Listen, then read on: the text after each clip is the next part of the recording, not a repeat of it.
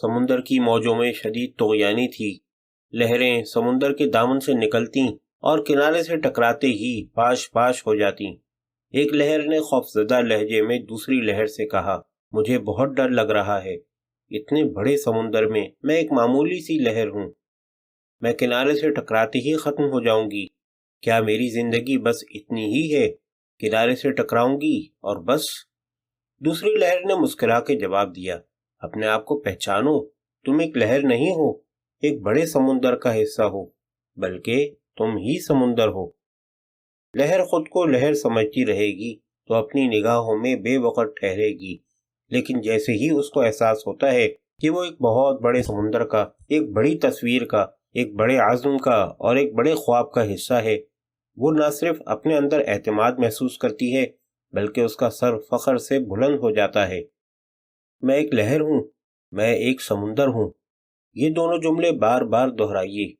دونوں جملے بولتے ہوئے کیا آپ کو اپنے اندر کے احساسات کی شدت میں فرق محسوس ہوتا ہے؟ لہر جب خود کو سمندر سمجھنے لگتی ہے تو اسے خود کے امر ہو جانے کا احساس ہوتا ہے۔ اسے پتہ چلتا ہے کہ وہ کبھی مرے گی نہیں، وہ زندہ رہے گی، اپنے عزم، اپنے مقصد اور اپنے مشن کی صورت میں۔ لیڈرشپ لہر سے سمندر تک کے سفر کا نام ہے۔ جب تک کوئی شخص اپنے اندیشوں اور وسوسوں پر دھیان دیتا رہتا ہے، اپنے اندر کے گوہر سے ناواقف رہتا ہے، لیکن جیسے ہی وہ خود سے اوپر اٹھ کے اپنے آپ کو کسی بڑے مشن یا خواب کا حصہ بنا لیتا ہے، اس کی صلاحیتوں کو جلا مل جاتی ہے، اس کے حوصلوں کو نوید مل جاتی ہے، اس کے جذبوں کو سچائی مل جاتی ہے، اس کی امید دوسروں کی نگاہوں میں جگمگانے لگتی ہے۔ جب عبدالستار ایدھی اپنے مسائل سے اٹھ کر دوسروں کی خدمت کے خواب میں گم ہو جاتا ہے تو انسانیت کی خدمت اس کی پہچان بن جاتی ہے۔ جس مشن میں آپ اپنا دل لگا لیتے ہیں، لوگ آپ کا نام اسی مشن سے جوڑ دیتے ہیں۔ آپ لہر کے بجائے سمندر کے نام سے پہچانے جانے لگتے ہیں۔ آپ کی موجودہ شناخت کیا ہے؟ کون سا مقصد، کون سا خواب، کون سا ہدف، کون سا مشن اختیار کر کے آپ اپنی پہچان کو قطرے سے اٹھا کے سمندر کے درجے تک پہنچا سکتے ہیں؟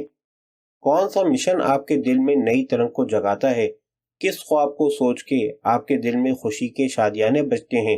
کس بڑی تصویر کا حصہ بننے کی آرزو آپ کو سونے نہیں دیتی؟ کس بڑی عمارت کی ایک اینٹ بننے کی جستجو آپ کی توانائیوں کو نئی سمت دیتی ہے؟ یاد رکھیے، جس مشن میں آپ گم ہو جائیں گے، وہ مشن آپ کو دنیا کی نگاہوں میں گمشدہ نہیں ہونے دے گا۔ جس خواب کو پورا کرنے میں آپ اپنی جان لڑا دیں گے، وہ کبھی آپ کو جان سے جانے نہیں دے گا۔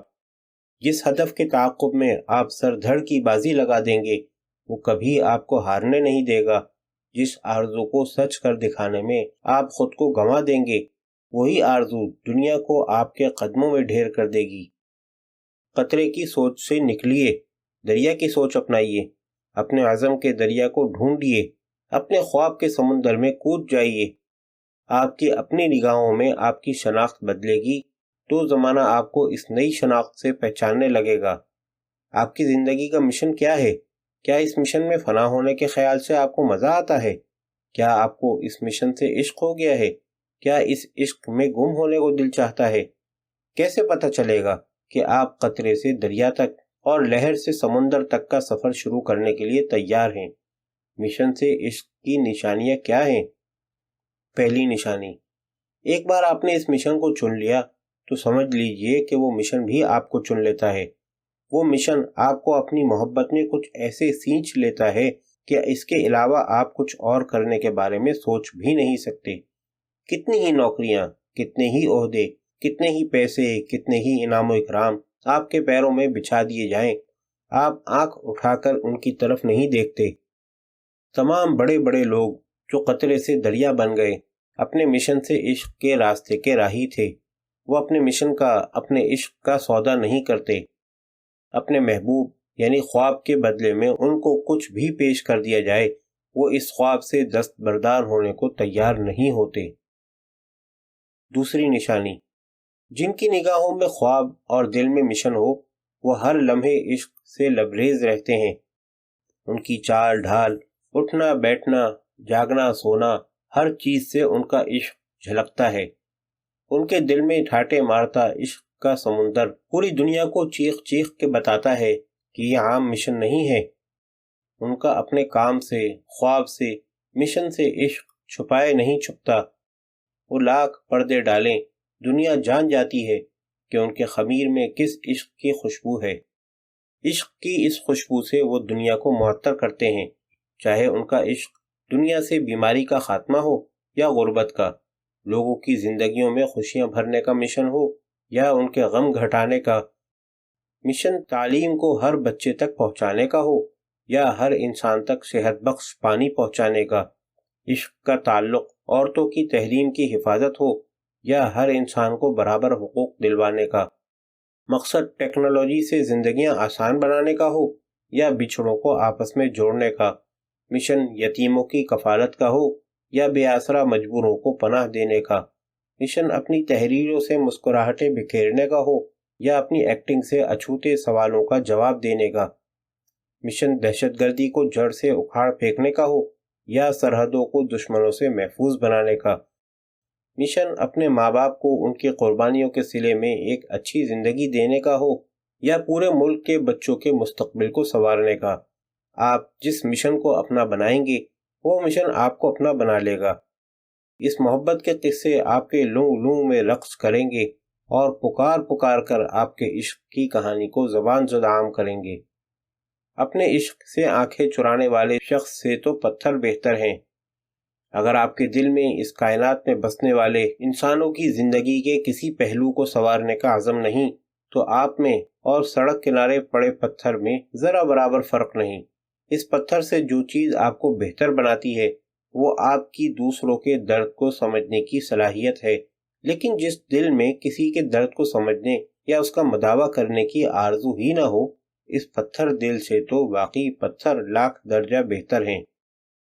تیسری نشانی، مشن سے عشق کی ایک نشانی یہ بھی ہے کہ آپ کے دوست احباب، والدین، قریبی ساتھی، استاد اور کوچ سب آپ کو لا علاج قرار دے دیں۔ وہ سب بے بسی سے کہہ اٹھیں کہ آپ کو اپنے پاکیزہ مشن سے ہٹانے کا کوئی طریقہ نہیں ہے۔ وہ بے بس ہو کے چیخ اٹھیں کہ آپ کے عشق کا ان کے پاس کوئی علاج نہیں ہے، کوئی منتر، کوئی تعویذ، کوئی پڑھائی آپ کے دماغ سے اپنے مشن کا بھوت اتار نہ پائے۔ ساری دوائیاں رائیگاں چلی جائیں، سبھی علاج بیکار چلے جائیں، سارے حکیم، معالج گھٹنے ٹیک لیں، سبھی طبیب اپنا بوریا بستر گول کر جائیں، تب جا کے والد شاہ مانیں گے کہ دنیا کو سنوارنے کا آپ کا ہدف کھرا ہے، خالص ہے، پاکیزہ ہے۔ کیا آپ کا عشق ان تینوں نشانیوں پر پورا اترتا ہے؟ کیا آپ اپنے عشق کے بدلے بڑے سے بڑے سودے کو ٹھکرانے کے لیے تیار ہیں؟ کیا آپ کا عشق کسی طور آپ سے چھپائے نہیں چھپتا؟ کیا آپ سمجھتے ہیں کہ اپنے خوابوں اور مشن کے معاملے میں آپ مکمل طور پر لا علاج ہو چکے ہیں؟ اگر ان تینوں سوالوں کا جواب ہاں میں ہے تو مبارک ہو، آپ اپنی زندگی کے اصل ہدف کے قریب ہوتے جا رہے ہیں۔ اپنے مشن سے یہ عشق ہی خدا کی بارگاہ میں سرخرو ہونے کی کنجی ہے۔